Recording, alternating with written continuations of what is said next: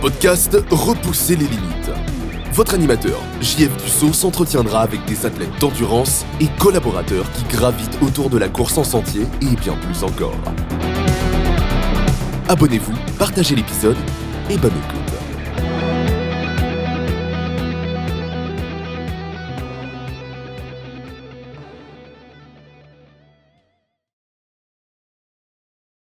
Bienvenue à Repousser les limites. Cette semaine, je suis vraiment content. Je m'entretiens avec une légende du trail running québécoise qui a parti à un événement qui est vraiment légendaire, que clairement tout le monde connaît, qui est le Bromont Ultra.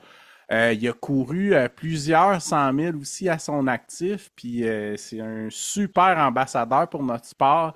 Merci beaucoup, Gilles Poulain, d'avoir accepté l'invitation, puis bienvenue au podcast.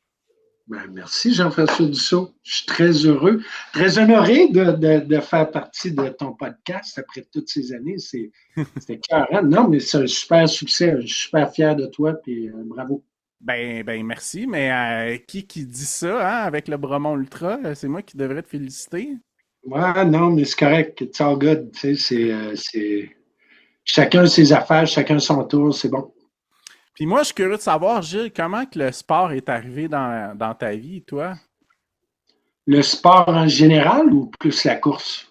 Ben, le sport au début, là. Ben, je te dirais, tout petit, là, petit cul, j'étais sportif. Tu sais, je faisais tous les sports. You name it, I've done it. À peu près. Tu sais, de escalade à Quissac, à canot-kayak, canot en rivière, alpinisme, trekking, bateau, basket, soccer. Tu sais, un peu tout. Un peu tout. Puis, mais je te dirais, ce qui m'a amené à la course, puis je vais prendre une question peut-être. Mais c'est l'escalade, c'est la marche en montagne. Il y a beaucoup d'analogies à faire entre les deux. OK. Ouais. Puis, au début, as-tu commencé avec la course sur route, course en sentier? Course sur route,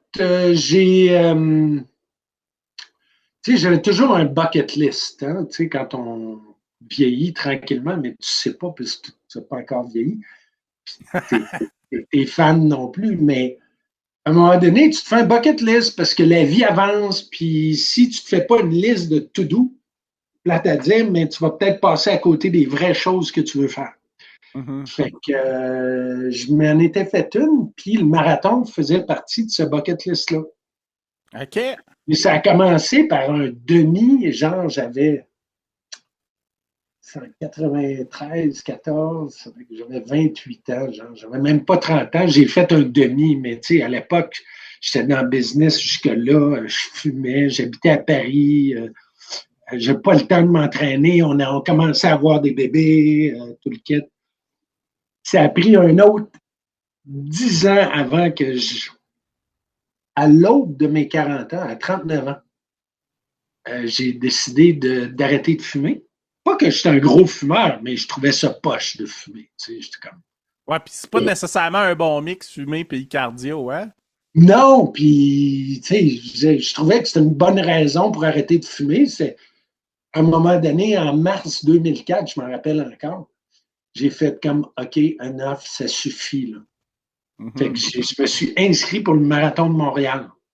J'avais pas couru depuis 1993 à Paris, où est-ce que j'avais fait un demi. Wow. Puis là, j'ai fait le marathon en 3,40. Ouais.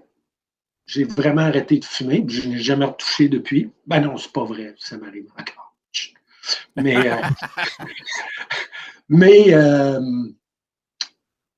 Mais c'est ça. Fait que I never look back. Après ça, ça a été la route. La route m'a fait vraiment découvrir quelque chose d'important. Puis la trail, ben, c'est venu avec un livre que j'ai lu puis qui a comme changé ma vie, essentiellement. OK. C'est quel livre? Ça s'appelle Running Beyond the Wall ou Running Through the Wall. OK. un truc comme ça, genre 2000, un livre de 2000, entre 2000 et 2005, on va dire. OK. Puis c'est l'histoire de 40 personnes qui courent un 100 000. Puis là-dedans, tu as Anne Trazen, tu as des légendes, mais, puis Scott Jurek, mais tu as, on va dire, 36 autres que c'est pas des légendes. C'est des gens comme toi puis moi. Fait que c'est là que je me suis reconnu, puis là, on était en 2005. Puis là, j'étais là. Là, si lui est capable de courir ça, moi, je ne peux pas croire que je ne peux pas essayer au moins. Fait que là, je me suis donné la folie de courir 100 000. Puis là, c'était en 2005. Fait que je ne me suis pas trop mis de pression, tu sais, contrairement à les gens aujourd'hui qui découvrent le 100 000, puis il faut qu'ils couvrent un 100 000 l'année prochaine ou dans 8 semaines. Ouais. Là, je me suis donné 5 ans. Je me suis dit, je vais courir en 2010. Je vais prendre le temps d'apprendre tout ce qu'il y a à faire là-dedans. Puis, je vais lever 100 000 $. Parce que j'étais déjà un peu dans la charité, puis lever de l'argent, lever des fonds. Fait que je trouvais que c'était une bonne idée de combiner les deux, puis une bonne motivation pour moi de dire, je vais courir 100 000, puis je ne le ferai pas pour rien, je vais lever 100 000 $. Mais c'est une idée de fou, là. Tu sais, c'est comme... Je me disais, c'est dans 5 ans, je m'en fous, ça n'arrivera pas, mais dans ma tête, c'est ça que je me suis dit. Puis, c'est presque ça qui est arrivé. Ah ouais? Fait que là, tu as commencé à faire plus de courses en sentier à ce moment-là. Ben, en fait, tu sais, il n'y en avait pas beaucoup, même en 2005-2006. C'est encore la route là, que je faisais, tu sais. Ouais. Puis, ça, c'est avant les X-Trails, Sutton puis Offord, là. Ouais. Puis, la course qui était tentante, c'était le Vermont 100. Mais pour se qualifier, il fallait faire le Vermont 50. Ouais. Fait que je pense que tu l'as fait, lui, toi. Ouais, T'as-tu fait le Vermont 100 aussi? Oui, j'ai DNF, il faut que j'y retourne. Mais j'ai fait le Vermont 50 aussi. Ouais. C'était cœur, hein? J'ai adoré. Mais tout ça pour dire que, donc, ça a pris vraiment, avant de faire de la vraie trail, autre que j'en faisais ici, tu sais, seul d'un trail de Bromont. Puis, tu sais, tout le monde faisait du vélo de montagne, tous mes amis faisaient du vélo de montagne. Puis moi, je courais, puis j'étais tout seul, hein? J'étais tout seul. Il y en avait un autre à Bromont qui, lui, courait beaucoup de routes. Ça fait qu'on se croisait une fois de temps en temps. Puis, ça fait qu'on était deux, tu sais, puis on se voyait. C'était drôle. Mais, fait que ça a été en 2009 que j'ai couru le premier Vermont 50. OK. Ouais. C'est le 50 miles, hein, je pense, pour ça. Oui, exact. 50 miles. Puis, quels sont?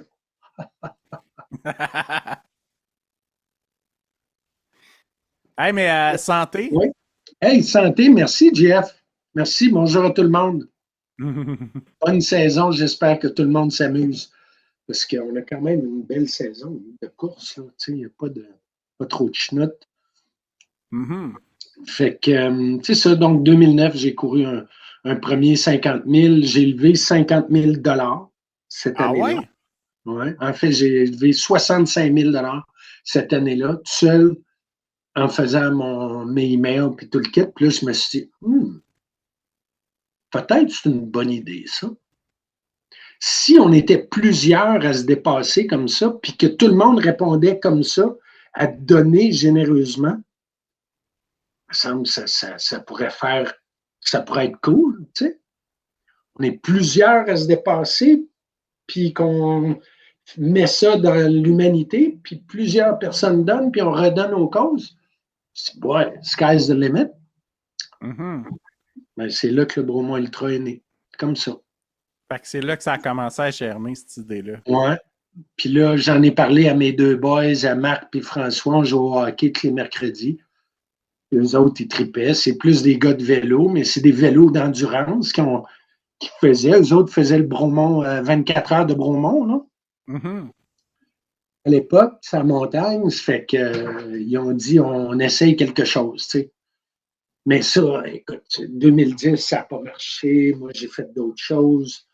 2011, là, j'ai fait mon premier 100 000 au Vermont 100. Comment ça s'est passé? Après ça, hein? Comment ça s'est passé, ton premier 100 000? Écoute, ça s'est passé, je l'ai fini, mais je peux te dire que, rendu un instant, bouge pas, j'ai un ami qui cogne à la porte.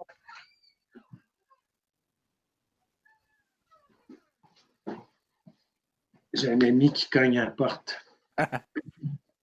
Bonjour, Malin. Écoute, ça a fini en, je pense, 25 heures. Mais je te dirais que je suis arrivé au 48e mille, là. Puis un autre loop que tu te rends, puis tu reviens à la même place, au 70e.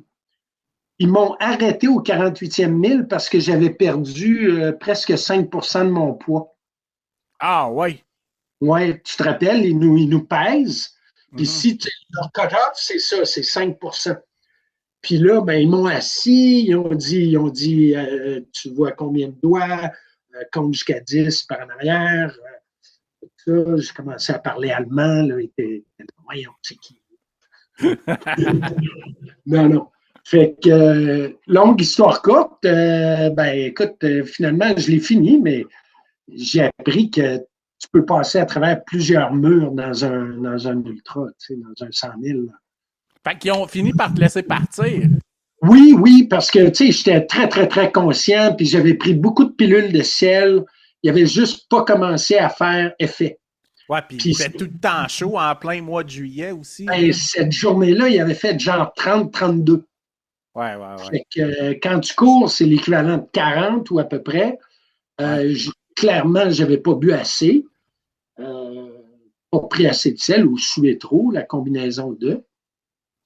Mais ils m'ont laissé repartir. Puis écoute, la folie, c'est que je suis arrivé au 70e mille. Entre le dernier 10 km avant le 70e mille, je l'ai fait en 55 minutes. Tu sais, je courais à 5,5 du kilo, là. Puis j'étais rendu à mon 100e kilomètre. Wow. Tu sais, mon corps avait tout récupéré, là. Tu sais, puis quand je te dis qu'au 48e mille, il fallait que je descende les côtes par en arrière tellement les cuisses étaient pleines d'acide lactique, tu sais. Puis je broyais, je disais à ma blonde, je ne pourrais jamais faire ça. J'aurais jamais dû penser que j'étais capable de faire ça, blablabla. Tu connais la chanson? Ouais.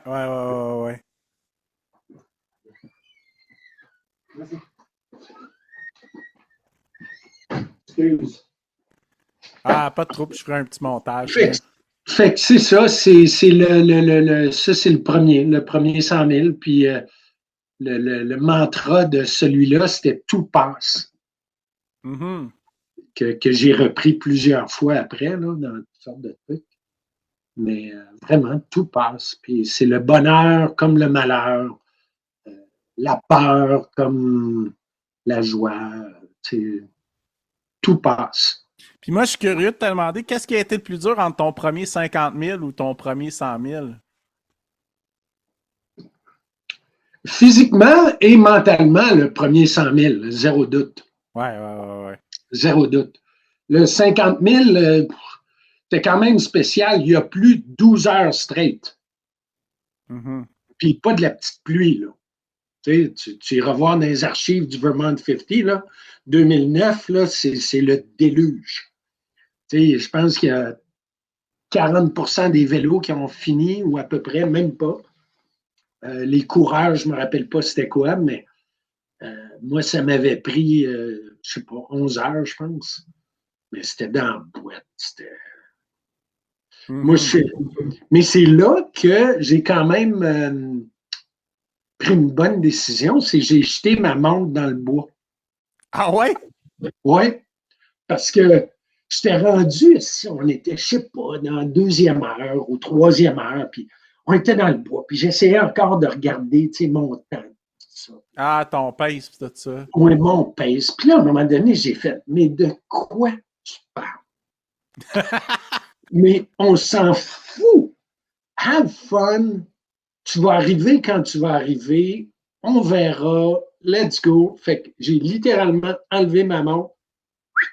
Fait que ta montre est à quelque part au Vermont. Dans le Vermont 50 à quelque part sur le terrain de chez quelqu'un. Wow! Ouais. Non, puis ça a été une bonne chose. J'utilise des fois encore pour m'entraîner, mais dans les courses, Au feeling. ben oui. Puis, on va check bien le feeling. Moi, je suis un gars, tu sais, il y en a j'ai beaucoup d'amis d'ultra qui, eux, sont capables de pas trop planifier l'ultra, tu sais, puis ils vont, puis ils sont hop la joie. Pierre Lequin, tu sais, il est super talentueux, puis il court, puis Johan, Louis Arcan, tout ça. Moi, je suis un petit peu plus anal, on va dire, puis je veux savoir les spots, tu sais, je veux me donner une idée, je veux me préparer mentalement, puis tout ça. Mais là où je veux en venir, c'est que même au feeling, la montre n'était pas loin parce que, check ça, au dernier Bromont Ultra, je fais mes setups, puis là, je fais tout chier dans quelle forme je suis. Je connais la trail, clairement, tu sais. Là, je me dis, je vais arriver après le premier 80 en 13h35. Puis, j'ai dit, le back nine, tu sais jamais. Tu sais, ça, la deuxième partie, ça fait que sur la deuxième partie, je me disais 31 heures, c'est mon mid, 29 si ça va super bien, 33 si je l'échappe. OK. Ben, je l'ai échappé. Mais ma première demi, je suis arrivé à 13h35 et 50 secondes. Ah ouais. Puis je l'ai su, c'est parce que quand je suis arrivé à la tente, c'était marqué là. Là, j'ai dit, mais semble que je connais ça, ce chiffre-là. Tu sais, t'es un peu le même quand même, là. Ça fait 13h35 et 50 secondes que tu cours. Puis j'ai rechecké après sur mes papiers, 13h35. Wow. Quand même pas pire, hein, pour un gars à... Un gars au feeling. Ouais. Fait que, c'est ça. Fait que suite à ton premier Vermont 100, là, l'idée était vraiment semée pour le Bromont Ultra. Là. Oui, clairement. Puis on en a parlé un peu offline tantôt, mais 2011, après le Vermont 100, mes chums Marc et François, Marc Hébert et François Monette, ils ont dit, ben là, Gilles, on l'essaye-tu cette année? Fait que là, on a contacté Alistair, Audrey Laroquette, Michel Matteau qui travaillait à la ville. Et on a eu un meeting. Comme tombé d'un crack. Tout n'était pas aligné. Les étoiles n'étaient pas clairement pas alignées à la ville parce qu'on avait besoin de toutes sortes de permis. Puis aussi, je pense que dans la société de course en trail, on n'était peut-être pas prêt non plus au premier 100 000. Mm-hmm. Puis à l'idée de lever de fonds, puis tout ça. Fait qu'on a laissé germer ça, puis 2012, c'est passé, j'ai couru un autre 100 000. 2013, c'est passé, puis là, je n'ai couru 2 en 6 semaines. Puis c'est après ces 2-là, au début de la saison de hockey, que François m'a réattaqué. Là, il dit, là, je pense qu'on devrait être prêt. Là. Puis là, on s'est réessayé. Puis, tu sais, moi, ça faisait 4 ou 500 000 que je faisais, puis que je levais beaucoup d'argent, mais tout seul, tu sais. J'étais rendu à 300 000 400 000. Puis là, je me disais, ben là, oui, ce serait cool s'il y a plein d'autres monde, parce que là, ma gang, ils commencent à plus avoir d'argent. Mm-hmm. Fait que c'est ça. On s'est rencontrés en novembre 2013. On était chez Annie et François, autour de la table. Alistair, sur un papier de napkin, a fait un 80 km de trail à Bromont. Qui a été littéralement à quelques petits segments près, le 80 et le 160 du Bromont Ultra pendant les 4-5 premières années. Mm-hmm. Ça s'est décidé en novembre 2013, puis on a tout fait, OK, non, là, les étoiles sont alignées, let's go. Puis il commençait à avoir l'expansion. Il commençait à avoir des courses qui se développaient aussi au Oui, Québec, ben là. oui, les courses à Dame-des-Rosiers avaient eu lieu, l'extrait à Sutton puis à Offord. Orford de Ouais. la gang de, je ne me rappelle plus comment il s'appelle, son nom, je suis désolé, de lui. Il y avait le Québec Megatrail qui était né et l'UTHC, je pense, l'année d'avant aussi.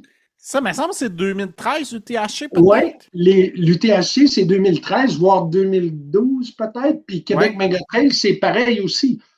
Fait que ça s'en venait, là, on le sentait, tu sais. Puis, fait qu'on a lancé ça, puis bon, ben, l'histoire est écrite, on s'en parle encore.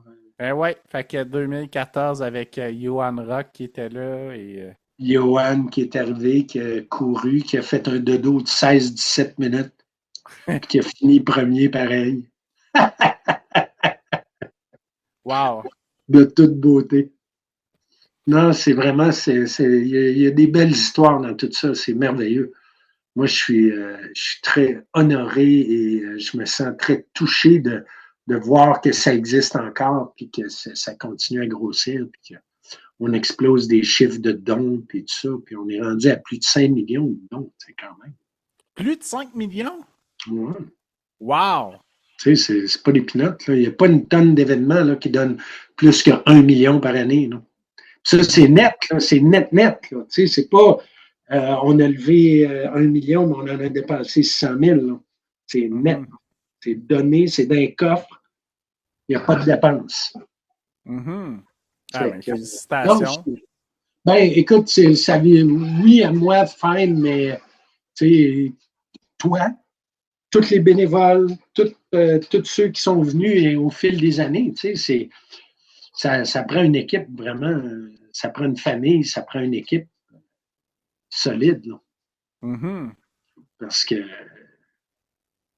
tu sais, maintenant, c'est quoi, 450 bénévoles, je pense. Quand tu penses à ça, c'est 5 de la population de Bromont. Aïe, aïe. Puis, c'est combien de coureurs qu'il y avait la première édition, si tu te rappelles? 735. 735? Oui, puis on a levé 85 000 $. Quand même, hein? Mais j'étais un petit peu déçu.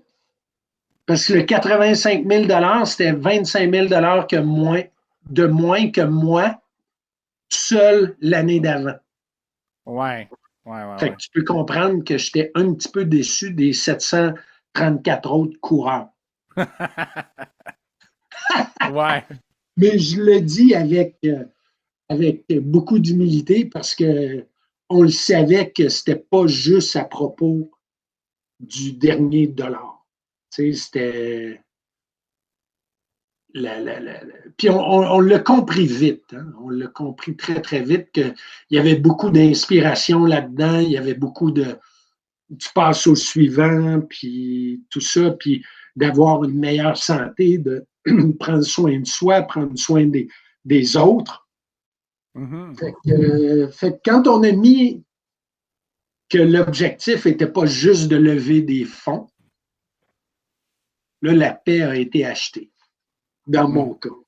Parce que je trouvais que si c'était juste pour lever des fonds, je me disais, mais je vais aller courir tout seul. Je n'ai pas besoin de travailler 1000 heures de bénévolat par année pour faire ça. Je vais prendre ces 1000 heures-là pour m'entraîner. Oui, c'est clair. Puis, avec ton regard d'aujourd'hui, qu'est-ce que tu es le plus fier d'avoir organisé? Puis, qu'est-ce que tu vois aujourd'hui? Bien, honnêtement, ce que je suis le plus fier, puis je le dis assez ouvertement, c'est que il y a plein de gens le Bromont Ultra, c'est pas à moi, c'est pas à François, c'est pas à Marc. Ça ne l'est plus depuis très longtemps. Ça appartient à une communauté de coureurs, une communauté de bénévoles qui se l'ont approprié.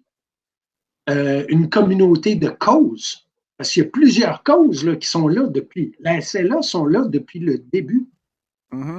La FSA sont là, ils ont manqué une couple d'années pour des raisons X, mais ils sont là pratiquement depuis le début. La maison Marguerite Bourgeois, tu sais, tout le monde se sont approprié l'événement, les gens de la ville. Tu sais, tu peux en parler à plein de gens de la ville maintenant, aujourd'hui. Au début, ne se rendaient pas compte, Mme Quinlan ne se rendait pas trop compte de ce qu'on avait entre les mains. Mais après quelques années, évidemment, ils voyaient bien l'impact qu'on avait en ville. Puis, fait que c'est ça, c'est passé bien au-delà de nous autres. Puis c'est vraiment le fait d'une communauté, puis tout ce que ça peut bien faire partout, là, tu sais, puis on peut aller loin, là, on parle de gens en Syrie, puis en Ukraine, puis en Nouvelle-Zélande qui sont affectés, puis tout ça à cause de tous nous collectivement, tu sais, c'est extraordinaire. Oui, puis c'est fou de voir comment que la communauté de coureurs s'est développée aussi, parce que moi, je suis arrivé à Bromont en 2015, puis à cette époque-là, on était une couple à aller courir dans le bois, une trentaine, quarantaine au club de trail de Bromont. Maintenant, c'est quasiment 300 coureurs, je pense, au club de trail. C'est vraiment cool. Puis, tu sais, le Bromont Ultra a beaucoup à voir là-dedans parce que c'est quelque chose qui s'est implanté dans la culture des Bromontois aussi, là. Oui. Puis, tu sais, on a quand même quelques anecdotes. Puis, je vais t'en partager une. François Monette, à un moment donné, lui était président de Cogiscan, propriétaire de chez Cogiscan, là, dans le parc industriel. Et puis, il cherchait une dame pour les ressources humaines, si je ne m'abuse. Oui. Et puis, donc, il se fait envoyer plein de CV. Puis là, il y a un CV d'une dame de Montréal qui dit qu'elle veut déménager à Bromont, puis qu'elle aimerait travailler là. Fait que, bon, interview. Puis là, elle dit, pourquoi vous voulez déménager à Bromont? Elle dit, j'ai découvert le Bromont Ultra. Mais elle ne savait pas que François, c'était le fondateur. Elle dit, j'ai découvert le Bromont Ultra, ça m'a fait découvrir la région. Puis là, j'ai découvert du monde extraordinaire autour. Puis là, je veux être ici.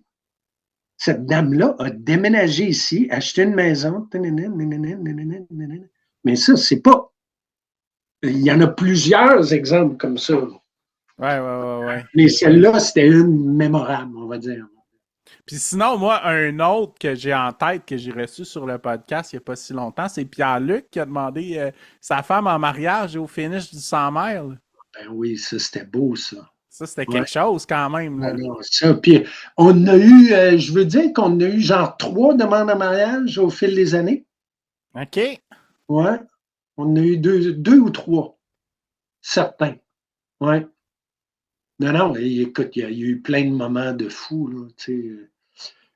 Des arrivées ratées, te rappelles-tu de l'histoire de Samuel Tousignan? Oui. Il est arrivé plus tôt que prévu, hein? Oui, il est arrivé quasi 1 heure ou 2 heures plus tôt que vous l'attendiez, je pense. Ouais. Ben, en fait, on va dire 35-40 minutes avant que moi, j'avais tout planifié, puis j'allais être là dans 35 minutes, mais il est arrivé. Puis là, j'étais là. Oh my God, quelle catastrophe. J'avais la chance d'aller voir la vidéo de ça, là. Puis je pense qu'il est sur le site du Bromont Ultra quelque part ou sur YouTube. Écoute, c'est presque drôle.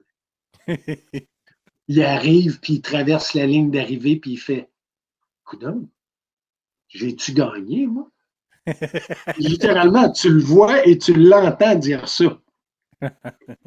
Je ne fais pas exactement la même aide d'honneur qu'on avait faite à Johan et plein d'autres. Mais je pense que lui, ça a été un peu une exception parce qu'il a fait son 2e tour aussi vite que le premier, hein? Oui. En fait, même toute la dernière section là, du lac Gale, là, il l'a fait beaucoup plus vite. OK. Que dans le premier loop. OK. Tu sais, moi, j'y mettais une demi-heure, 3/4 d'heure plus vite, moi, plus lent. Ouais. Ben, il l'a fait une demi-heure, 3/4 d'heure plus vite. D'où l'heure de différence. OK, ouais. Non, n'importe quoi. Mais bon, bravo à lui. Puis il a été bon joueur. On a rigolé après. Là. Sur le coup, c'est sûr qu'il était un peu déçu, mais pas le blâmer. Mais... Ben sinon, t'as-tu d'autres anecdotes cocasses au fil des années que... Ouais, ben tu te rappelles-tu de... ouais, non, ça, j'en parlerai pas. Yvan Lheureux, tu connais Yvan? Oui, oui, oui. Te rappelles-tu de l'histoire de son premier 100 000? C'est avant Non. qu'il se mette à marcher pendant 900 km, puis tout ça. Non, je connais pas cette Ben, histoire-là. lui, c'est un peu un Zen master, hein, puis il fait du tai chi, puis du taekwondo, puis ça fait qu'il est très là. Hein. Ouais. Fait qu'il m'appelle, puis il dit, Gilles, il dit, je veux courir le 100 000, mais il dit, j'ai jamais couru de marathon, j'ai jamais couru de 20 km. Mais il dit, je pense que je vais être capable de le faire. Fait que là, on s'est mis à parler, puis tout ça, puis j'ai dit, ouais, oui, moi, j'ai pas de problème. C'est toi qui as la folie. À la limite, tu sais, si tu sais que tu seras pas capable, arrête, là, à un moment donné. Si c'est too much, t'arrêtes, c'est tout. C'est pas la fin du monde. Ben, il l'a fini. Mais il l'a fini sur une civière. Puis je l'ai chicané un petit peu parce qu'il s'est pas tellement écouté. Puis il s'est mis à risque. Puis c'est une des seules fois, en fait, de mémoire qu'on a eu un cas, quelqu'un qu'on a envoyé à l'hôpital. Il a passé 3 jours à l'hôpital. Oh! Insuffisance rénale. Ah, ouais. Ouais, fait que sur le coup, là, un coup que je savais qu'il était hors de danger, qu'il était avec les médecins, puis tout ça, puis sur la civière juste avant d'embarquer dans l'ambulance. Ah non, c'est le lendemain. Quand je savais qu'il était vraiment hors de danger, je l'appelle à l'hôpital pour savoir comment ça va, puis tout ça, puis il me dit qu'il va bien, puis il est hors de danger, puis tout ça. Là, je l'ai un petit peu engueulé. Parce que là, j'ai dit, dude, tu comprends que ton ego, là, c'était pas juste ta vie que tu mettais en jeu, là. C'était la mienne aussi, là. OK? Nous, on est les 3 proprios ici, proprios, fondateurs.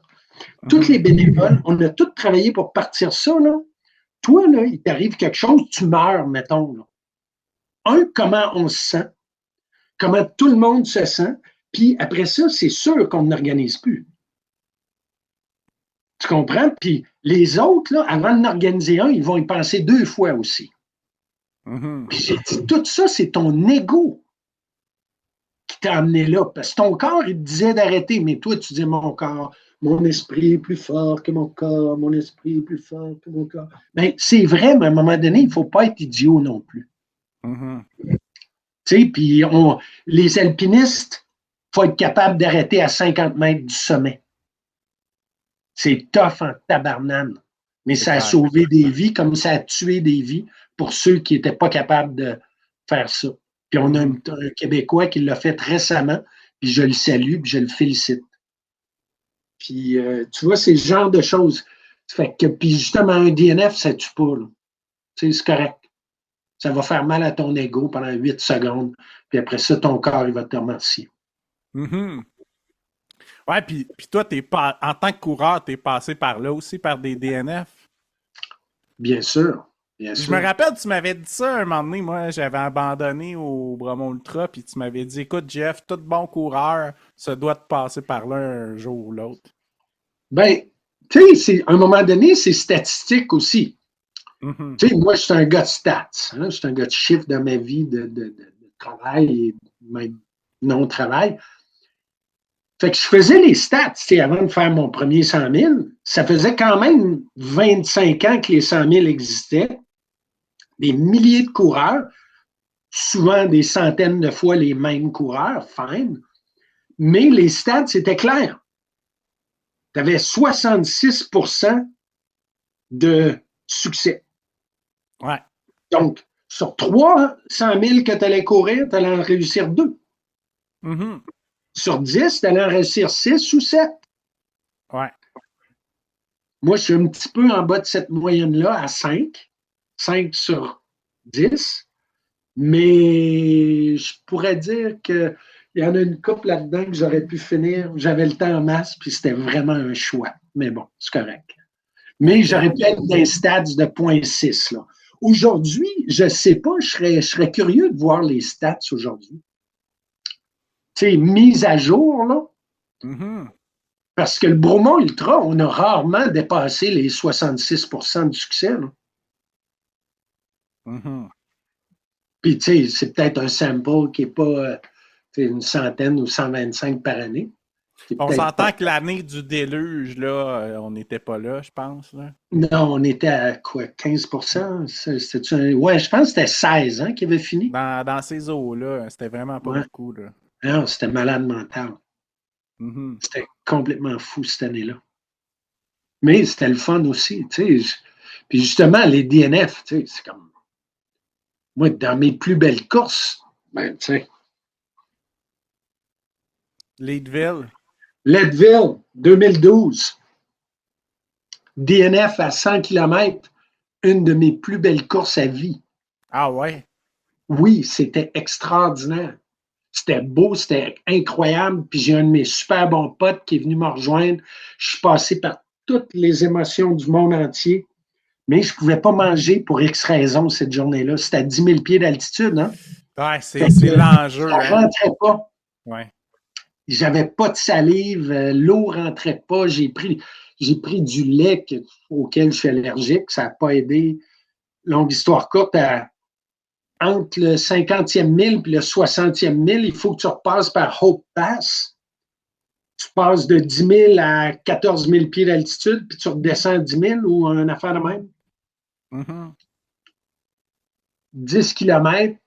Puis quand on est parti, on était dans les derniers parties du 50 000 parce que c'est le cut-off du 50 000 parce que j'étais resté là pratiquement 2 heures à juste vomir ma vie, puis ça allait pas bien. Là, puis mon buddy, il a dit « Hey, dude, let's go, on repart, on est capable, on se rend à 60, puis après on verra. » Puis là, ben, je commençais à aller mieux, la vie de l'ultra prend son cours, puis écoute, à la fin, les gars en haut à Hope Pass nous disaient « Vous n'avez pas de chance de vous rendre pour le cut-off en bas, tout ça. » Là, mon chum, il dit « Non, non, non.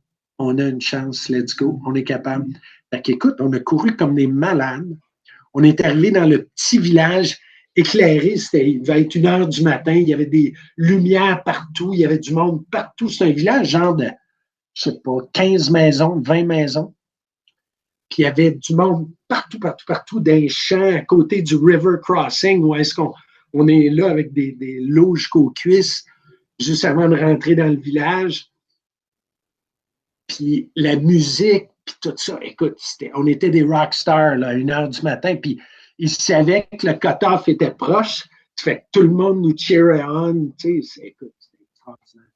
Mais moi, j'avais déjà dit à mon pote, j'avais dit, dude, même si on fait le cut-off, moi, c'est fini, là. C'est comme, ça va être mon ultra, là, de faire le cut-off.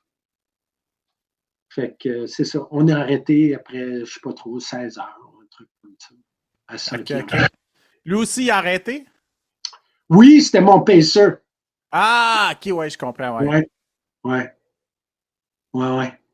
Puis, mais c'est correct, tu sais, encore une fois, tu sais, c'était très hot. Fait que tout ça pour dire que DNF, tu sais, notre ego en prend une petite, là, quand même. Ouais. Ouais, moi, personnellement, j'ai trouvé la première fois, c'est un peu plus dur, puis après ça, tu fais, ben, regarde, ça fait partie de la game, là. Oui, tout à fait. Puis, tu sais, il y en a qui sont un peu différents, tu sais, quand tu es blessé et tu n'as pas le choix, ben, ouais. Come on. À un moment donné aussi, le QMT 160 de il y a 2024, non, 25. Ouais, juste avant le Beaumont Ultra. Je l'ai DNF à 120 autour. Puis, mais tu sais, j'étais rossé. Peut-être que j'aurais été capable de continuer. Puis je savais, tu sais. Mais tu sais, j'étais là, c'est pas ça mon but. Mon but, c'était le Beaumont Ultra. Tu comprends? Ouais. Puis c'était dans 2 mois, là. C'était dans 2 mois et demi. Fait que je me disais, ben, tu sais quoi, 125 km, je suis très heureux. Maudite belle course, puis c'était écœurant, en effet. Ça avait été une super course. J'avais surchauffé là, dans la montée du Mont-Sainte-Anne. Puis ça a été ça qui m'a un peu magané, on va dire. Mais tu vois, ça, je n'étais pas fort. Je me trouvais poche un peu de la décision, là, mais tu sais, on est capable de se rationaliser ce qu'on veut. Hein. Ouais. Puis, lequel 100 000 pour toi a été le plus magique que tu as fait? Ah, je sais pas, ils ont toute leur magie, Jean-François, sérieux. La magie du premier, Ouais. la magie du premier 50 miles avec mon buddy sur le dernier 16 000 qui m'a accompagné. C'était fou sous la pluie battante. Le Bromont Ultra, tu sais, ça, c'était difficile à battre. Là. C'était Ça la devait être 10e vraiment cool de édition. courir ta course, hein? Oui. Puis j'ai été accompagné par Éric Grandmont, Marc Hébert. Puis j'ai fini la course avec Marc. Mm.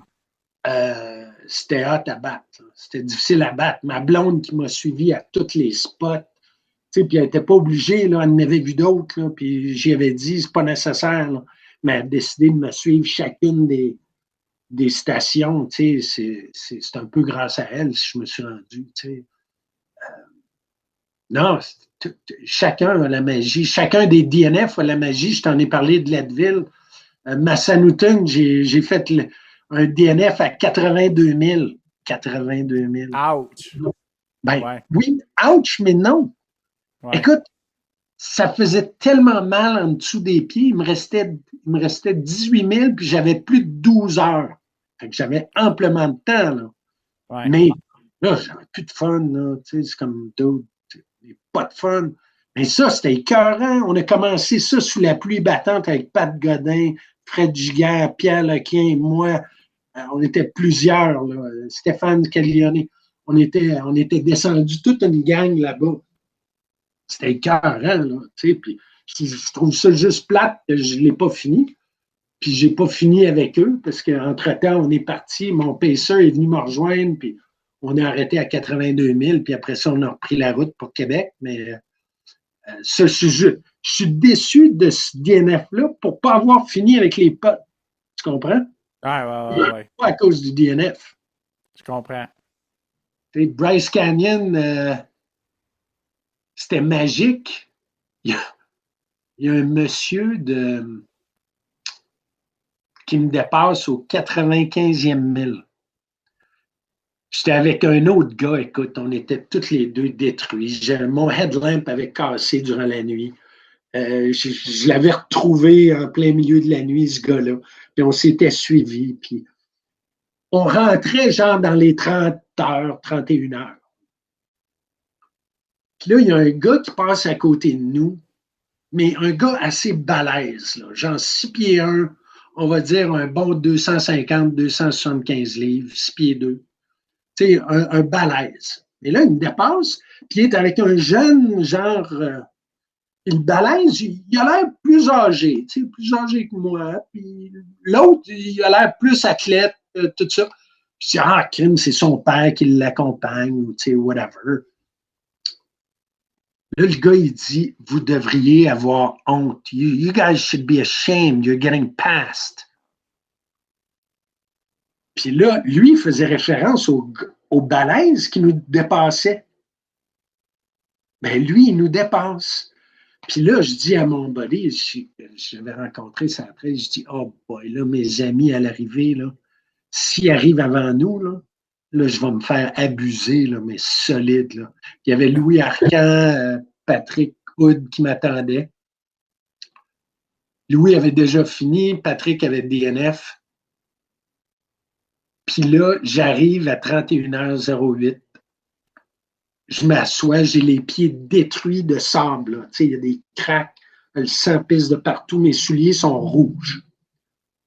Un soulier est rouge. Puis, fait que là, je suis là, puis je suis assis, puis là, il y a un infirmier ou une infirmière qui s'occupe de mon pied. Puis là, Louis vient m'abuser, puis il dit, Gilou, t'as vu qui t'a dépassé, puis qui a fini avant que toi, hein? Wow! Toi, t'es un vrai coureur. Puis là, je riais, puis là, je savais que t'allais faire ça. Je vais voir. Le gars, il était dans Run Reg, là, dans Run... c'est quoi là, l'application là, où est-ce que... Ultra Sign Up, peut-être? Oui, Ultra Sign Up. Ouais. Tu vas voir lui, là, il était à son 95e Ultra. Ah, ouais. 95e. Des 100 000, là, il devait en avoir 70. Fait que lui, il connaissait son pace, puis probablement qu'il n'est pas arrêté dans une station très longtemps, mais il a marché, puis écoute, il a fini avant moi. Fait que c'était de toute beauté. Il y a de la magie, d'humilité et de tout ce que c'est courir un ultra. Tu comprends? Fait que ça, c'était super le fun. Fait que c'est tout plein de petites leçons comme ça, tu sais.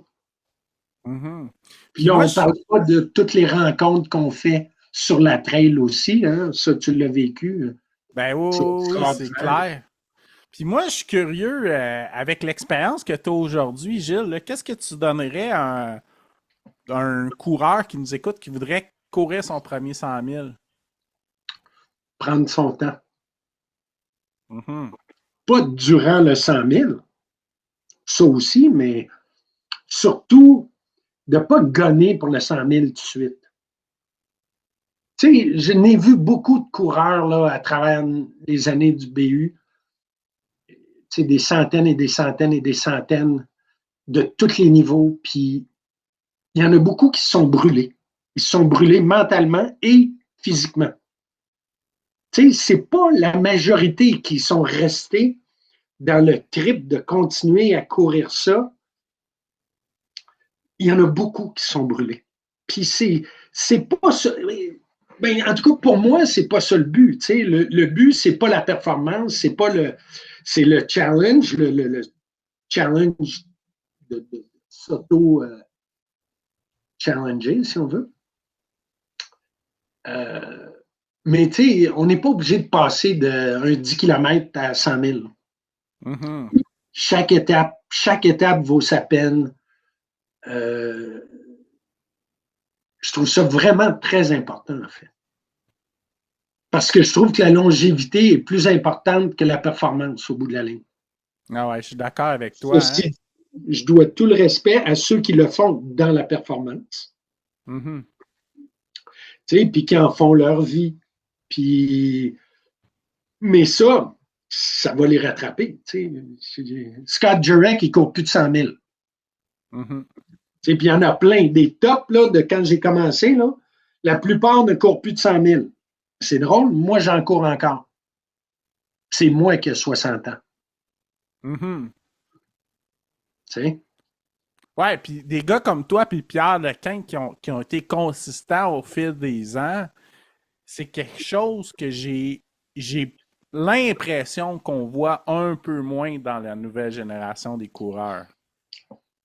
Ben, tu as raison, on le voit un peu moins parce que je dis, tout le monde fait sa cédule de course pour l'été, puis ils ont comme 8 courses de 50 000, une de 125, 200 000. C'est comme, écoute, moi, je viens de la génération où quand tu courais un marathon dans ta vie, tu étais un héros. Ah, c'est vrai, hein? OK? Fait que là, courir un 100 000 dans ta vie, hey man, fucking hey, t'es un héros. T'as pas besoin d'en courir 8. D'en courir 8, t'as pas encore moins besoin d'en courir 8 dans la même année. C'est correct, les gens qui se challengent pour faire des trucs, là, ça, I get it. Clairement, je l'ai fait. Mais, moi, à travers mes 22 ans de course maintenant, ça donne à peu près un ultra ou un marathon, ben, je sais pas, j'ai peut-être 30, 35 ultra et marathon. Peut-être 35 en 22 ans. C'est pas tant que ça, là. C'est comme... Moyenne de 1 à 2 par année, là. Oui, mais il y a eu des années où, à cause de l'entraînement, ben, il s'en passait plus, Puis, ironiquement, peut-être une des plus grosses années que j'ai eues, c'était 24 et 25 quand j'étais à mon plus vieux, Mais ça vient aussi du fait que mes enfants sont plus à la maison, etc., etc. Puis ça, c'est l'autre chose. Excuse-moi, j'ai ma batterie qui m'a donné un petit... Ça, c'est l'autre chose que je mettrais en garde.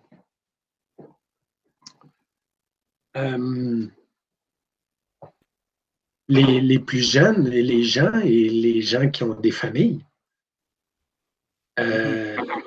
C'est le fun, nos passions, là, c'est le fun, notre passion, là, mais pas là pour remplacer vos enfants et votre femme ou votre mari. Il y a beaucoup plus important que la course, puis la course peut rester là, puis elle peut rester dans un montant moindre. Puis ironiquement, je veux utiliser le mot équilibre. Ouais. Il y a moyen de faire ça dans un certain équilibre, là. C'est ça l'ironie. Je ne sais pas, Jean-François, si je t'ai déjà parlé ou si tu as déjà vu c'était comme pré-podcast, I guess. J'avais fait des interviews. Puis j'avais appelé mes interviews Impossible is not a fact, it's an opinion. Oui, clairement, je me souviens de ça. Ben oui. Ben ça, justement, c'était une des questions que je posais à Pierre, à Pat, à tous ceux que j'ai interviewés. On était 6-7, je pense. Genre dans les 6-7 premiers qui couraient des 100 000 dans le coin. Là. Puis je leur demandais, est-ce que vous vous trouvez extrême ou vous vous trouvez équilibré? Trouvez-vous que vous êtes extrémiste ou équilibré? Puis 100%, on a dit équilibré. C'est quand même drôle. C'est fou, hein? Oui, tu demandes à quelqu'un d'autre, est-ce que lui est extrémiste parce qu'il court des 100 000? Ben, ils vont dire oui. Inévitablement, ils vont dire oui ou ils vont pencher vers oui. Mais moi, je ne suis pas là. Moi, je ne suis pas dans l'extrême. Je suis dans ma tête, loin de là. Est-ce que j'ai poussé mes limites? Oui. Mais je ne suis pas extrémiste. J'ai exploré. Moi, j'aime mieux dire explorer mes limites. Puis moi, je suis curieux d'avoir ton point de vue. Là. Qu'est-ce que tu penses qui est le plus important entre la préparation physique pour courir un 100 000 ou la préparation mentale? C'est sûr qu'il y a une combinaison des deux, là, on s'entend. Oui, mais mental avant tout. Ouais? Oui. Parce que le physique, si tu es le moindrement diligent puis sérieux à propos de ton challenge, ben, tu vas en mettre du temps. Tu vas mettre des efforts, tu vas faire du kilométrage, tu vas mettre du D+, etc. On a toujours l'impression qu'on n'en fait pas assez. Ou, ton corps va te le dire si tu en fais trop. Hein. Ça, c'est sûr. Ouais. Mais c'est ça. Je trouve que psychologiquement, il faut être prêt à passer à travers les murs dont on a parlé tantôt. C'est pas si les murs vont arriver. Là. Les murs vont arriver à un moment donné. Si c'est pas dans cette course-là, moi, dans mes 10, là, sérieux, il y a une course où j'ai pas vraiment souffert. Fait que c'est pas gros, là, 1 sur 10. Non. Mais c'est celle que j'ai faite le plus vite, ce qui m'amène à dire que ceux qui courent plus vite souffrent beaucoup moins que moi. Fait qu'ils mangent la merde. Ils savent pas c'est quoi souffrir. Non, c'est pas vrai, parce que quand tu pousses la machine, tu souffres aussi, là, c'est sûr. Ouais. Non, c'est ça, c'est le Rocky Raccoon au Texas, là, avec Louis et Pat encore. Patrick Hood. Ça avait été super cool. Là. 22 heures, mais ça, c'est roulant. Là, Puis, j'avais pas de crew. Fait que je niaisais pas aux stations d'aide. Moi, je suis un... Ça paraît peut-être pas, là, mais je placote un petit peu des fois. Puis, quand j'arrête aux stations d'aide, ben, surtout quand ma gang est là, mes enfants ou des amis, ben, j'ai tendance à rester puis à placoter. Ça fait que je suis pas comme une Formule 1. Là, ouais. Fait que, au Broma Ultra, là, j'ai dû passer, je dirais, 3-4 heures dans une station d'aide, au total. Puis c'est correct. Il y a une portion de ces heures-là qui m'a permis de le finir aussi, assurément. Ah ouais.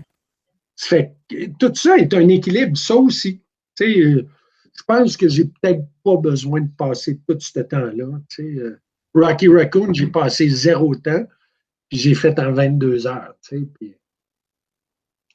Fait que, non, c'est ça. Fait que, non, il faut l'équilibre pour tout le monde.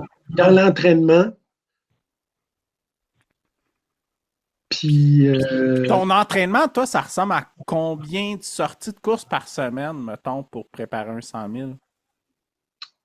Ben, c'est graduel, évidemment. Là, tu veux ton base autour, je te dirais, de... Et moi, maintenant, je calcule plus en heures de sortie qu'en kilométrage. Ouais. Parce que mes heures de sortie sont toutes en montagne de toute façon. C'est Lac Gale, montagne, Sutton, etc. OK. Fait que je te dirais, entre 3 et 4 heures de base par semaine, ce qui n'est pas beaucoup, mais c'est ton base. Puis graduellement, dans les 6, 8, 9 mois avant, tu augmentes graduellement. 70, 60 à, on va dire, 80 km par semaine pendant quelques 3-4 semaines, 2-3 mois avant la course. Puis l'objectif, c'est de me rendre à, on va dire, puis moi, 1 heure, c'est 10 km, on va dire, que je calcule en termes d'énergie dépensée. Ouais. Ça fait que je calcule entre 100 et 140 km dans mes peak weeks. Mm-hmm. Puis ça, je veux pas que ça dure plus que 3 semaines. Puis ça, je veux que ça soit, on va dire, 5 à 6 semaines avant l'ultra. OK. Pour me laisser le temps de descendre mon kilométrage, réparer les bobos, etc., etc. Donc, 5-6 semaines avant, là, je veux être à la fin de mon 3 semaines de pic, si tu veux. Là. Mm-hmm. Ouais. 2-3 semaines, puis un dernier 2 semaines de taper. Là, je suis peut-être extrémiste. Des fois, je cours 0. Ah ouais? Ouais, c'est dur sur le mental, là, mais je laisse le corps, puis écoute, je m'empiffre parce que je continue à manger comme si je courais 100 km par semaine. Ouais. Fait que, tu sais, mais non, en général, je vais courir quand même, là, mais ça m'est arrivé, là, le deuxième Vermont 100, là, j'avais rien fait les 2 semaines avant. Mais j'avais couru le Bryce 100 6 semaines avant. Ouais, c'est quand même. Fait que mon quand corps même audacieux, là. Ouais. Oui, mon corps avait besoin de récupérer, ça fait que c'est correct. Mais, fait que c'est ça, c'est un peu ça le target. Puis, tu sais, ces heures-là sont dépensées, je te dirais, dans un mix de montée, descendre. Je veux définitivement travailler les cuisses puis la force musculaire. Puis dans mes derniers que j'ai faits, écoute, j'ai juste commencé à utiliser des bâtons dans mes 2 derniers 100 000, je pense. Fait que ça, c'est nouveau pour moi, puis j'ai beaucoup aimé. OK. Fait que ça, je le fais pas dans les premières setups, là. Ça, je l'utilise vraiment comme dans les 2 derniers mois, là, pour rajouter à mon training. OK. Ouais. Puis, est-ce que tu fais de la musculation aussi? Tu en penses? Une joke. Non, j'ai toujours été poche en musculation. Puis je m'en veux, je voudrais, puis toutes les stats le disent qu'à mon âge en plus, il faudrait que j'en fasse. Ouais.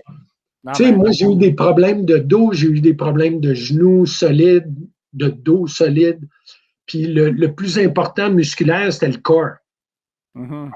Puis le corps, je réussissais à le tenir via le yoga et la course. Fait que je mettais plus et je mets plus d'emphase là-dessus que sur mon upper body. Puis le upper body, à la limite, il travaille justement quand j'utilise l'épaule.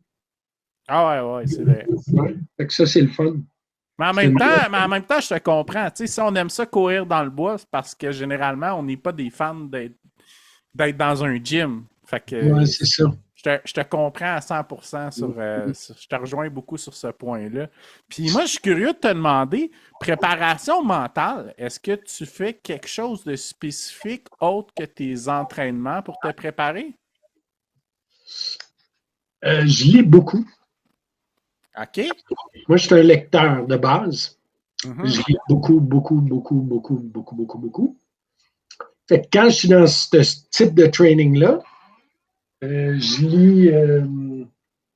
lis beaucoup de livres qui ont rapport avec l'endurance. Un jour, je vais certainement donner ou vendre ma collection de livres de course. Là. J'en ai une pas pire, comme j'ai une bonne collection d'escalade aussi, d'alpinisme. Euh, Parce que c'est tous des livres qui m'ont inspiré. Mhm. Puis, j'aime ça, voir ce que les autres ont vécu, etc. Puis des fois, c'est des trucs de survie, hein, de gens en bateau à voile autour du monde. Tu sais, c'est comme... Ouais, genre Mike Horn, là. Oui, exactement. Mike Horn est un des livres que j'ai lu à travers toutes mes années, qui a fait le cercle de la Terre là, au Latitude milieu. Là. zéro, je pense, c'est ça, hein? Altitude zéro, exactement. T'es bon. Ouais. T'es bon, t'es excellent. Ben oui, il est dans ma bibliothèque. Mais j'en ai plein tu sais, Pat, il y en a écrit un. Écoute, il y en a Ah, plein. le premier livre de Pat Godin, c'est un des classiques, hein? Oui, Territoire inconnu, ou c'est ça? Ouais, c'est ça, exactement, Oui, ouais. ouais, vraiment. Et puis, fait que des trucs de survie en montagne aussi, que j'avais déjà fait depuis plusieurs années. Puis, ben, dans les dernières années, j'ai écouté aussi, justement, des podcasts dont un, je ne sais pas si tu le connais, il s'appelle Real Survival Stories. Non, ça me dit rien, non? Capoté. Capoté. Puis de toutes sortes, là. Je te raconte juste parce que c'est une trail runner qui partait faire un petit 5 km, son petit loop normal en dehors de chez elle à San Diego ou Los Angeles. Elle est partie, elle n'avait pas son headlamp, elle est partie avec son petit pack, elle courait juste pour 5 km à peine, elle avait juste sa bouteille d'eau. Sais-tu combien de jours plus tard qu'ils l'ont retrouvée? Vivante, 17 jours plus tard. Hein? C'est une histoire de fou, puis une parmi tant d'autres. Fait que ça, c'est des choses qui m'inspirent, mais durant la course, je te dirais que ce qui m'inspire plus, c'est, je pense, à tous ceux qui ont plus mal que moi. Ouais. Ça m'inspire beaucoup. OK.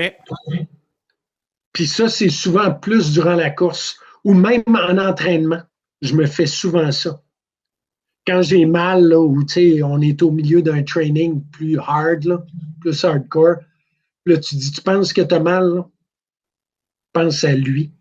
Pense à l'autre qui est sur les front lines en Ukraine, puis qui essaie de survivre, puis que sa famille survit. Mon pote qui est là, qui est en train de leur monter qui est soutenu par le Bromont Ultra, Mike Seawright, qui est venu au BU plusieurs fois.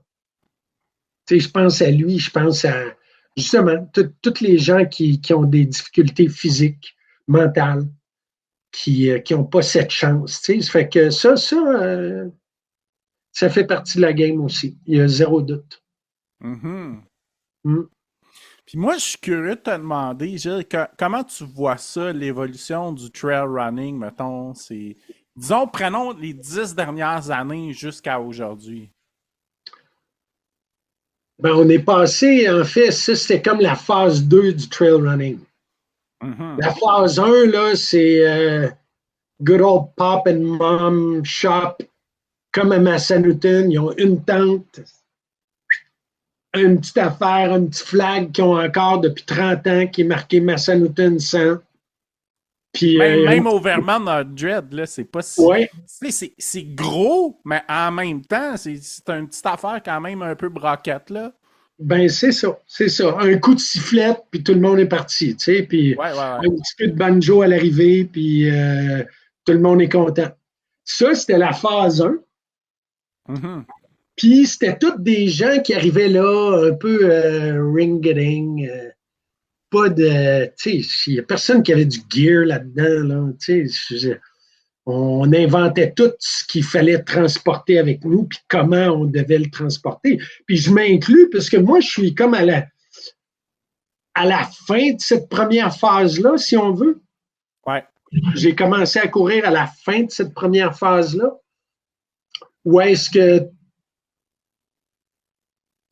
tu sais, c'était pas la machine d'aujourd'hui. Tu sais, aujourd'hui, la machine, puis il y a l'annonceur à la Iron Man, tu sais, 28, 56, puis tu sais, c'est correct, c'est correct. Mais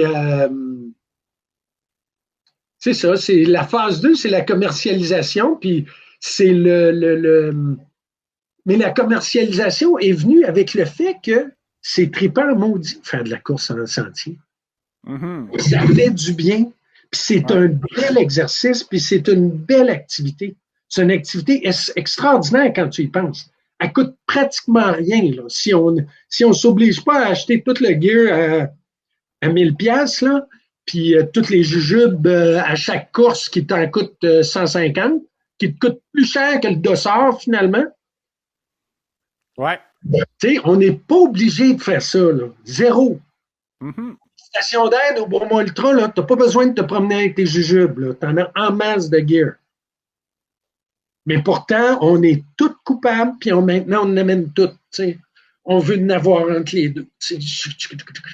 C'est correct, encore une fois, je ne juge pas. Je fais juste observer qu'on est rendu à peut-être l'autre extrême. On a oublié la base. On semble oublier un peu la base, puis ça. Mais ultimement, on ne l'oubliera pas, parce que les vrais coureurs de trail vont rester des vrais coureurs de trail. Mhm. Puis ceux qui s'y amènent parce que c'est cool, ou parce que c'est ci, ou parce que c'est ça, ils resteront pas nécessairement s'ils n'ont pas cette vibe-là, d'après moi. T'sais. Puis s'ils restent, ben, ils vont l'acquérir, cette vibe-là, parce que c'est ça la trail. T'sais. Ultimement, tu te rends compte après un certain temps, puis on a plusieurs exemples. David Bombardier en est un super bel exemple. On fait nos propres challenges. On n'a plus besoin de ça. Puis ça, j'ai appris ça avec le gars avec qui je m'entraînais en 2023, 24, 25, David Dropert, qui est devenu un bon ami. Puis lui, justement, il se faisait des private challenges à lui-même pour s'entraîner pour les 100 000. Là. Genre, il courait de Sutton à Orford, 75 km, 80 km, seul. C'est à peine si la trail est visible par moment. Tu sais, c'est comme. Puis lui, sa femme l'a laissé à Sutton, puis elle a dit bon, mais chérie, je te vois au chalet à Harford. Hey, c'est capoté, là. Vraiment. On l'a fait ensemble, puis là, j'ai fait comme ah, c'est pas cool, ça. Ouais, je veux faire plus de ça. Fait que là, en entraînement, je n'ai fait d'autres, tu sais, puis on a été une gang ensemble. On a été, avant le QMT, on avait été faire la Trail du Cap. On était parti du Massif, puis on était revenu jusqu'à Saint-Tite. Tu sais, c'était 60 ou 55-60 km, puis on était 4. On s'était rencontrés au Mont-Saint-Anne. On a passé le week-end ensemble. C'était super cool. Tu sais, on n'a pas besoin d'autre chose que juste nous autres. Fait que ça, il faut que ça reste, tu sais, puis il faut que... Ben, en fait, ça va rester, je suis convaincu. C'est comme... C'est vraiment le fun, ça. C'est une partie extraordinaire. Ouais. Puis, tu sais, je suis vraiment d'accord avec toi, puis un des constats que je fais, c'est que certains coureurs, mettons, qui arrivent dans le sport, puis qui sont plus axés sur la performance que le plaisir, des fois, ça n'a pas tant tendance à durer longtemps aussi. Parce que je pense que le plaisir est tellement important de faire ce qu'on fait, là. Oui, 100%, 100%, mais tu sais, qui dure, je veux dire, ultimement, s'ils le font, ils doivent avoir du plaisir à quelque part. Tu sais, Ouais, ouais. là, peut-être qu'ils combinent ça avec des ambitions monétaires ou carriéristes, puis c'est correct, ça aussi, tu sais. Si t'es capable de monétiser ça, tu sais, why the hell not? Tu sais, sérieux. Ouais, ouais. Tu sais, on est tous de même devant Kylian Jornet, puis on ne devrait pas l'être devant, comment il s'appelle, notre ami à Montréal, là, qui a couru le 80, là? Jade Stamp? Ouais, ouais, ouais. Tu sais, Ouais. moi, je trouve ça super cool, tu sais, puis il démocratise ça, il amène ça partout, puis tout ça, puis il monétise ça, puis tant mieux pour lui, tu sais. Mais je sais Ça fait pourquoi. quand même découvrir le sport à d'autres gens qui ne découvraient pas aussi. Exactement, tu sais. Ouais, ouais. Fait que je trouve ça super cool. Puis Jay, il a une super belle attitude quand tu le regardes puis tu l'écoutes. Tu sais, il a une belle attitude. Puis je voudrais pas, je voudrais pas qu'on soit deux faces, tu sais, qu'on soit de même devant Courtney Dowater puis Kellyanne Jornet. Puis ceux qui viennent d'ici, ils n'ont pas le droit. Tu sais, comment, tu sais. À leur niveau, ils ont le droit, puis tant mieux, puis tu sais, good. Puis moi, je suis curieux de te demander là, si c'est pas trop poussé comme question. Toi, en tant que coureur, est-ce que tu préfères courir des événements plus old school ou tu es ouvert à toutes sortes d'événements? Je suis ouvert à tout, sérieux. OK.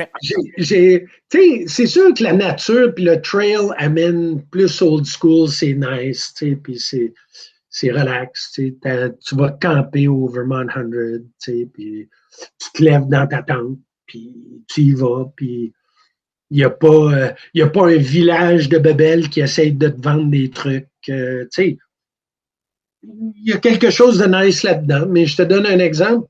Je suis allé courir avant les derniers ultras. Je suis allé à Paris courir le marathon de Paris. OK. C'est un des plus gros marathons du monde. Il n'est pas dans les 5 tops qu'ils appellent. Il n'est pas dans les majors, ouais. Il n'est pas dans les majors, mais il est juste. En termes de personnes qui participent, il est dans les majors. Ouais, ouais, ouais. Et je suis parti avec 50 000 personnes. Ça, c'était ma vague. Wow. C'était malade mental. Ça n'avait aucun bon sens. Puis on arrivait les derniers 3-4 kilomètres.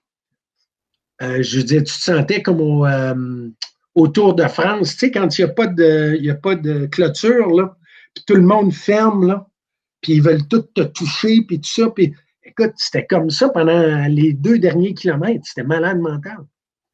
Fait tu sais, ça, c'est pas old school, on s'entend, là.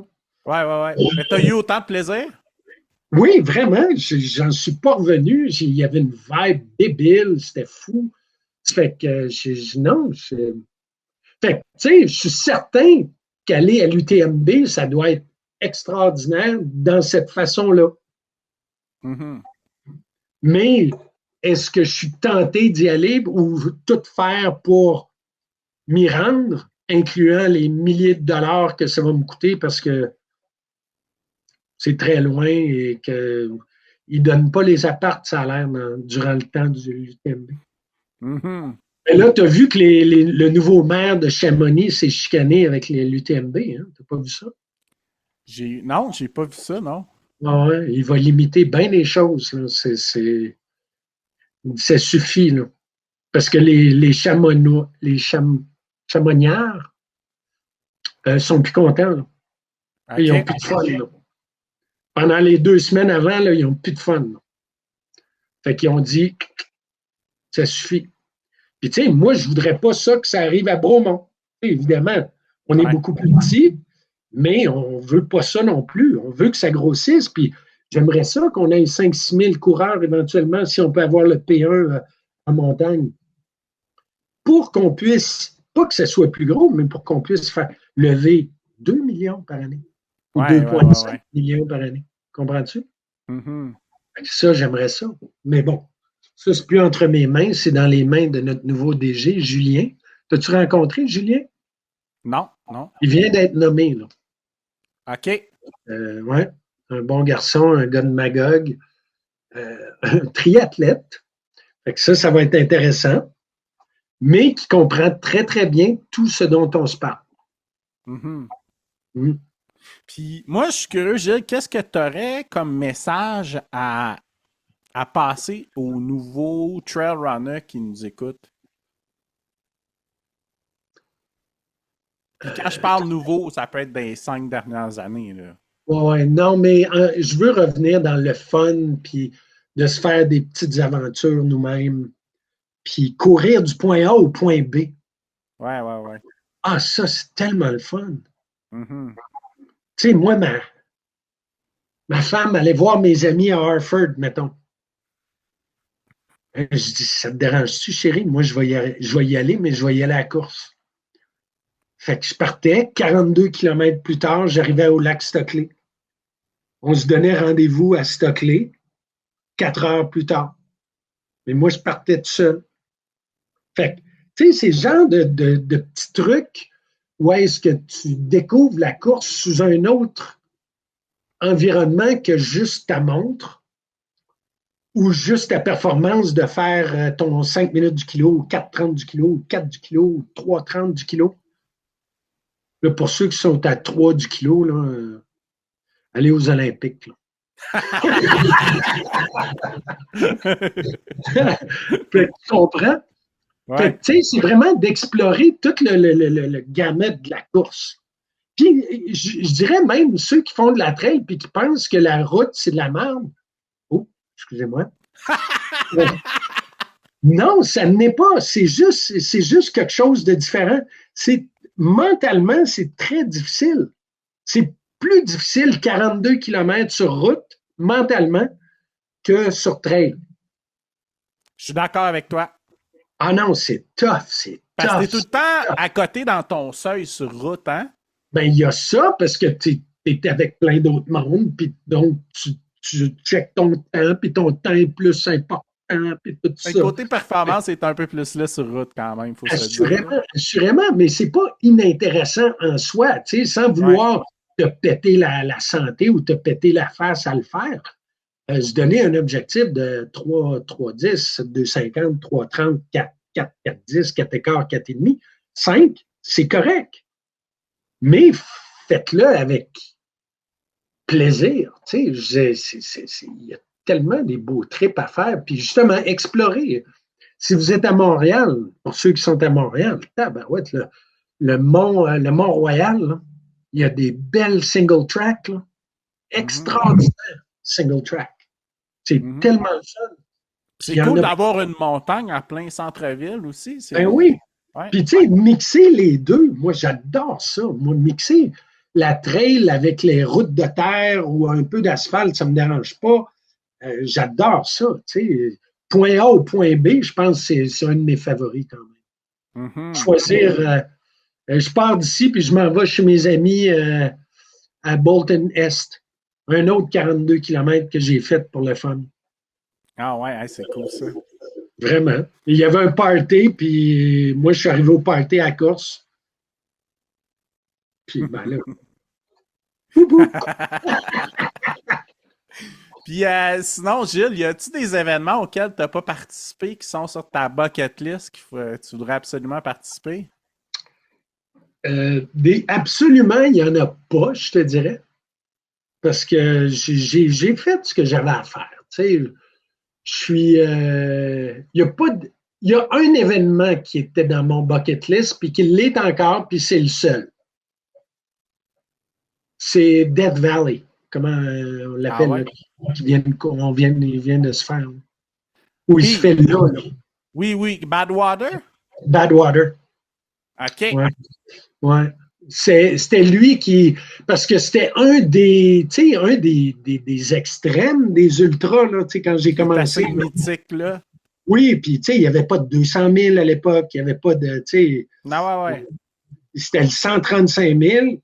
Puis tu partais du plus bas niveau des États-Unis, puis tu finis à 10 000 pieds sur le mont, je veux dire le mont King, mais c'est pas ça. En tout cas. Fait que oui, puis l'autre raison, c'est que ça n'était un qui n'était pas une loterie, qu'il fallait que tu appliques. Ouais. C'est encore le cas. Puis il faut que tu lèves de l'argent. Donc, tout ça venait me chercher aussi. Il fallait qu'un ancien coureur te sponsor. Ah ouais, OK. Je ne sais pas si ça existe encore, cette histoire-là. Je n'étais pas au courant de celle-là, OK. Mais je ne suis pas sûr si ça existe, mais à l'époque, c'était ça. Ben là, je suis content parce que là, j'en ai 2 que je connais qui l'ont fait. Stéphanie, qui l'a fait il n'y a pas si longtemps. Qui retourne là, en plus, ouais. Oui, exact. Puis Ray Zahab, qui l'a fait. Puis on a un autre Québécois qui l'a fait, Éric Dehaye. Oui, Éric Dehaye, puis je me demande si Francis ne l'a pas fait aussi, Francis. Éric Dehaye, lui, ça a été le premier à le faire. Puis il avait fini genre 6e ou 7e. Une affaire de fou. Puis lui, justement, under the radar, ce gars-là. Tu sais, il a couru ça. C'était un des premiers à courir des 100 000 au Québec, au Canada, lui. Mm-hmm. Tu sais, il était peut-être 3-4 là, au Canada là, qui courait des 100 000 quand lui courait. Là. Puis après ça, toute notre gang, on est arrivé là, à partir de 2008, 9, 10. Là. Mais, ouais, lui, c'est une vraie légende. Là. Lui, puis, je ne l'ai jamais rencontré. J'aimerais ça un jour, mais. Non, écoute, c'est ça. Fait que ça serait peut-être Badwater, mais ça serait vraiment un moment de folie si je m'inscrivais à ça. Puis sinon, est-ce qu'il y a un 100 000 de trail que tu n'as pas couru qui titille? Oui, ben, il y en aurait plusieurs, je te dirais, qui pourraient me titiller. Là. Sérieux, là, il y en aurait beaucoup. Tu sais, je pourrais en nommer plein, là, mais il y a la course de ma chum ambassadrice du BU, Fanny Girardin, le Verbier Ultra, que j'aimerais vraiment faire. Ça, c'est pas un ultra, mais c'est un multi-day. Là. C'est comme anciennement la Charlevoix, là, ce que l'UTHC avait fait. C'est 3 jours. Ce que j'ai beaucoup aimé, d'ailleurs, ça, je l'ai fait, puis j'ai beaucoup aimé ça. Et dans cette même optique-là, j'aimerais bien faire le Trans-Rockies. Ah, oui. Oui, puis il y en a un au Canada aussi, un Trans-Rockies, qui est en vélo de montagne, mais je crois qu'on peut le faire à la course aussi. C'est juste moins connu. OK. Fait que j'aime mieux les rocheuses canadiennes que les rocheuses américaines, surtout là, de ce temps-là. En plus. Ouais, avec raison, ouais. Mais, tu sais, moi, je suis un gars qui a fait beaucoup de treks dans ma vie. J'ai fait des longs treks. Fait que faire un très, très long trek, traverser les Pyrénées, comme Yvan a déjà fait. Lui, il l'a fait en mode course, là, mais moi, je le ferai en mode trek. Assurément. Mais sinon, Appalachian Trail, c'est-tu quelque chose qui t'intéresserait? Oui, le AT, absolument. L'autre, là, le tour en Italie, là, comment il s'appelle? Genre 300 km, là. Ah, le Tour des Géants? Oui, le Tour des Géants, oui. Ça, ça pourrait m'intéresser. C'est peut-être un peu trop course pour moi, mais j'aimerais peut-être faire le parcours. Oui. Tu sais, j'irais faire le parcours, peut-être pas en mode course. Mm-hmm. Tu sais, parce que je trouve, à un moment donné, c'est comme un ultra de 100 000. Bon, c'est dans la même journée, tu dors pas, mais en tout cas, tu dors pas beaucoup. Ça va à peu près pas, là. Ouais. Tu n'es pas supposé. Là. En général, tu dors pas, on va s'entendre. Mais tu sais, les autres, là, les 200, puis les 300, puis les 500, puis les 600, puis les 800, puis tu sais, ça finit plus, là. Là, on parle. Pour moi, c'est plus un ultra, là. Tu sais, ça, c'est des multi-day events, là. Tu sais, c'est comme. Ça, c'est comme dans une autre gamme d'événements pour moi. Ben oui, puis on avait déjà eu cette conversation-là, toi puis moi, que c'est 2 catégories différentes. Puis c'est vrai, quand tu es obligé d'avoir du sommeil, ça devient un enjeu différent. Oui, c'est un autre type de course. Puis c'est correct. Là. Mais tu sais, c'est comme. c'est comme le 24 heures du Mans, puis une course de Formule Indy qui est 500 tours du Indy. Mhm. Et on n'est pas à la même place, là, c'est tout. Ouais. Le seul, là, il y a celui. Comment il s'appelle donc le Grand Raid de la Réunion, que bon, lui, je pense que c'est 50 heures. Là, on s'entend que c'est un 100 000 un peu exceptionnel. Là. Ouais, je dirais pas non, mais. Ouais. Non, mais dans le sens que tu es Ouais. presque obligé de dormir, là, rendu à 50 heures. Ah Là, oui, pour un 100 000. tu as raison dans ce Mais, sens-là, oui. Oui. Mais, ouais, non, celui-là, bon, j'allais à l'île de la Réunion, j'irais pas faire du bateau, faire de la voile. Mais dans les îles, j'irais faire la Transmartinique. Ça me tenterait beaucoup. OK. Oui, parce que j'ai été souvent en Martinique, mon bateau était là. Puis, ça fait que ça, j'aimerais ça faire celle-là, clairement. OK. Puis il y en a d'autres. Tu sais, j'aimerais traverser les Himalayas. J'ai fait ça en trek quand j'étais jeune. Puis là, maintenant, il y a une couple de courses qui se font à la course. Ah ouais? Ouais. Pas loin de où est-ce que j'ai traversé les Himalayas, d'ailleurs. Fait que, d'ailleurs, avec Gorav. Te rappelles-tu de Gorav, qui est un Indien? Oui, qui courait nu-pied, hein, je pense. Non, c'était pas lui, ça. Non. Lui, c'était un Espagnol qui courait nu-pied. OK, oui, mais oui, je me souviens de lui. Gorav, c'était un Indien qui était un étudiant à Montréal, puis il était vraiment pété, tu sais, puis je le suis encore, il est sur Facebook.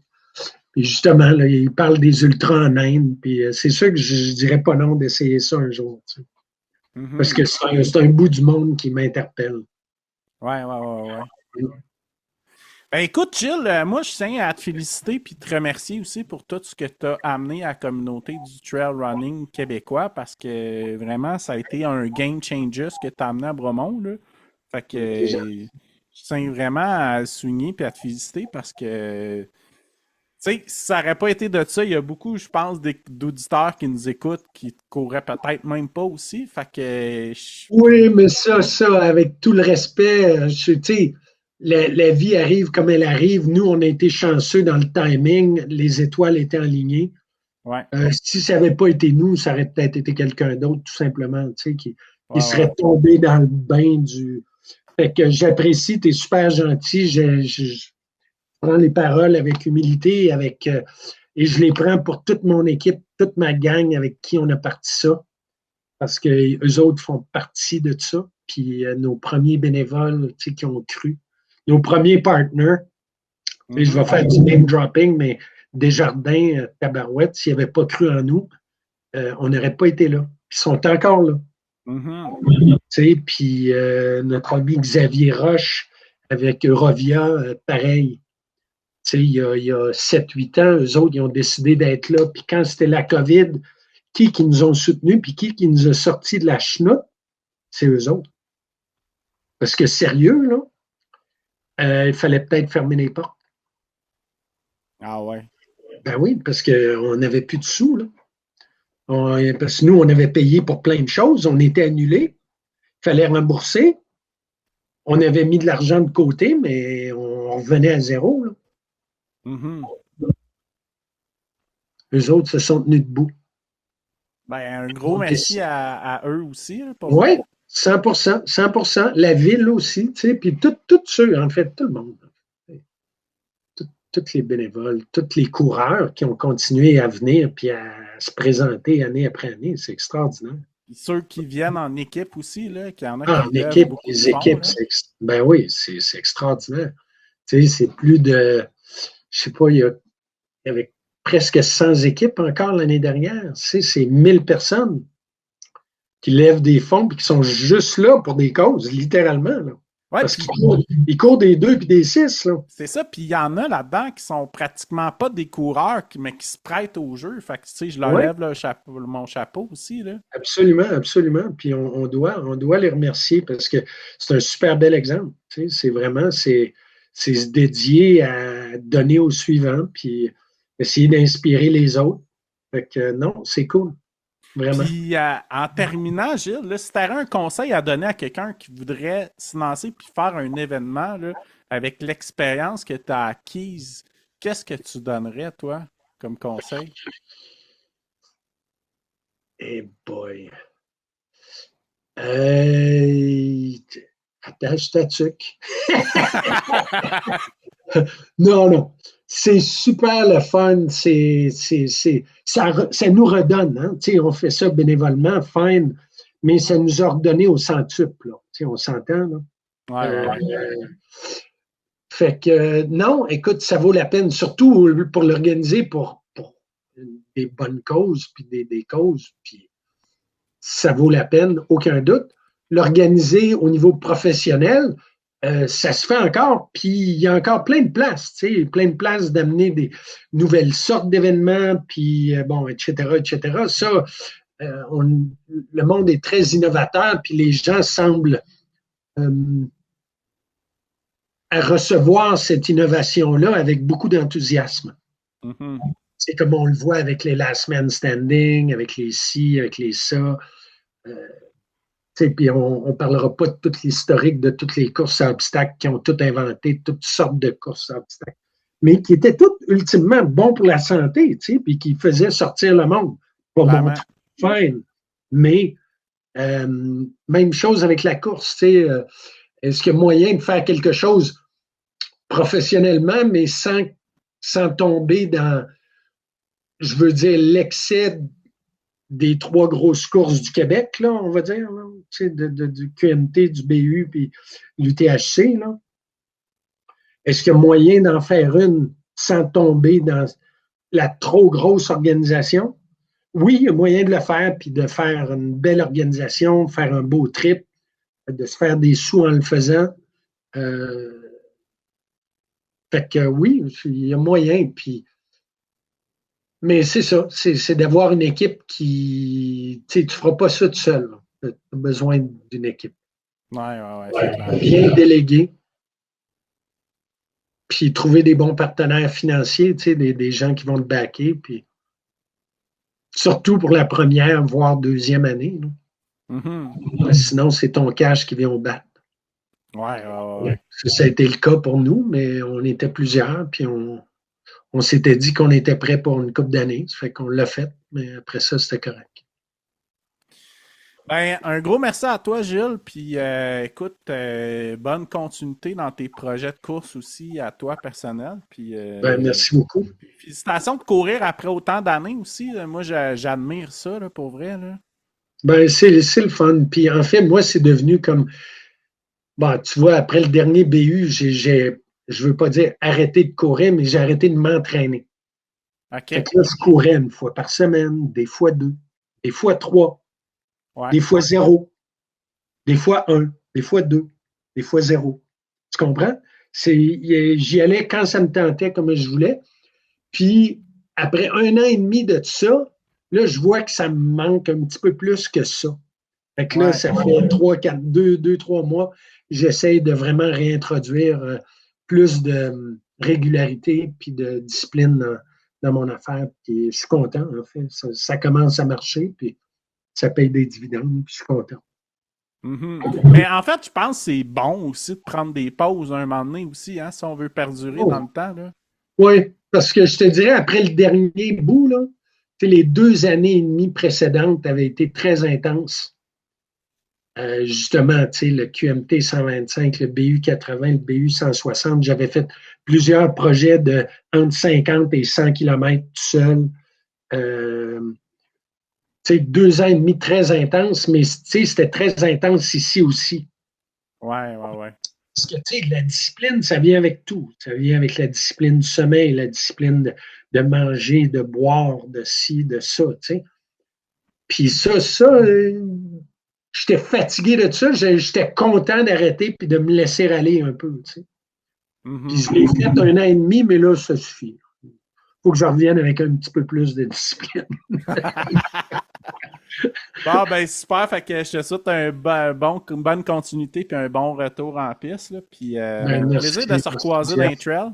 Ben, absolument, absolument. Puis c'est sûr qu'on va se recroiser d'ici le BU, parce que là, c'est ça, là, je vais plus souvent dans les trails. Souvent sur le Mont-Gail, ceci dit, là, ça fait que si tu viens sur le Mont-Gail, il y a bien des chances que tu vas me trouver.